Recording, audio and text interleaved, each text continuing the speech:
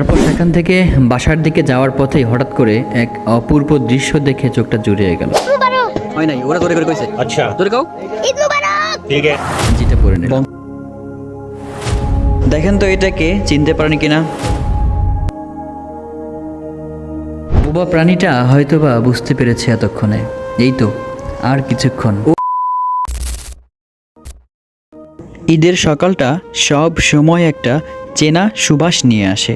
নামাজে যাওয়ার তাড়াহুড়োর মধ্যেই সবাই মিলে উঠোনে দাঁড়ালাম আর ক্যামেরাবন্দি করলাম কিছু সুন্দর মুহূর্ত। এই তো তারপরে সবাই মিলে ঈদের নামাজের উদ্দেশ্যে ঈদগাহ মাঠে চলে আসলাম। মাঠের উপরে এবং চারপাশে মাথা উঁচু করে দাঁড়িয়ে আছে অসংখ্য সবুজ গাছপালা। তার ঠিক গা ঘেঁষেই পরম শান্তিতে ঘুমিয়ে আছেন আমাদের পূর্বপুরুষেরা। ওই নিস্তব্ধ কবরস্থানের দিকে তাকাতেই বুকটা কেমন ভারী হয়ে ওঠে।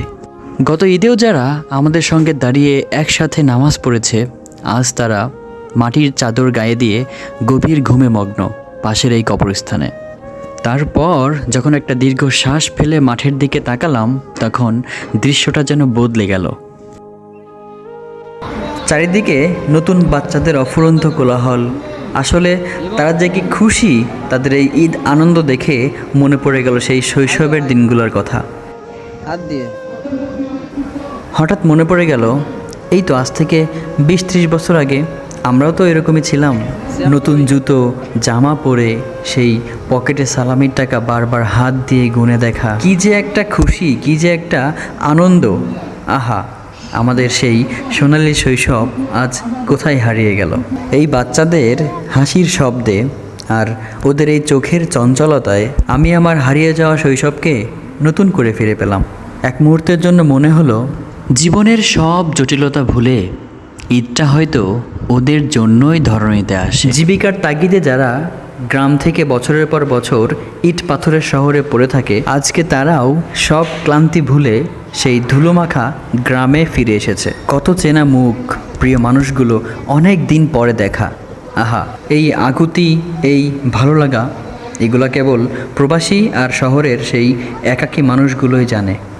তারপর নামাজ শেষ করে আস্তে আস্তে বাসার দিকে আসার পথে চোখে পড়ল আমাদের সেই কুরবানির গরুটিকে। ওর শান্ত মায়াবী চোখের দিকে তাকিয়ে বুকটা কেমন জানি কেঁপে। আমার দাদা ওকে শেষবারের মতো হয়তো খাওয়াচ্ছে। বোবা প্রাণীটা হয়তোবা বুঝতে পেরেছে এতক্ষণে।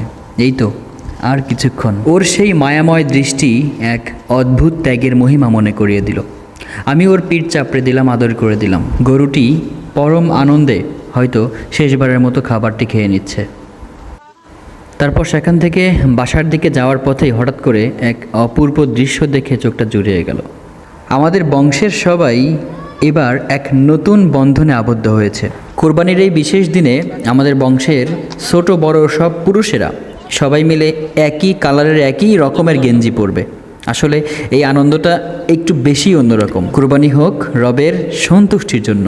এই আনন্দটা, এই খুশিটা যে কতটুকু, সেটা এই ছোটদের মুখের দিকে তাকিয়েই বুঝতে পারা যায়। ওরা এত খুশি ছিল যেটা আসলে বলার মতো না।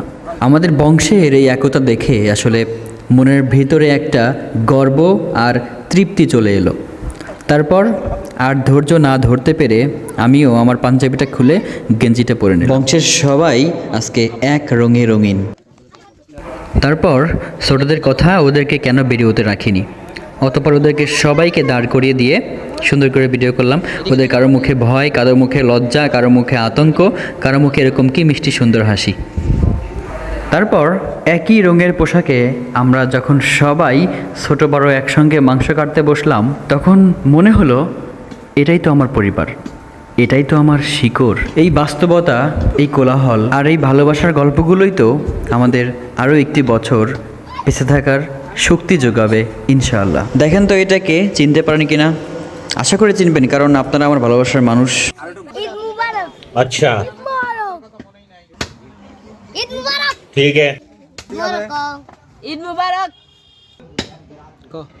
ঈদ মুবারক। ঈদ মুবারক। ঈদ মুবারক।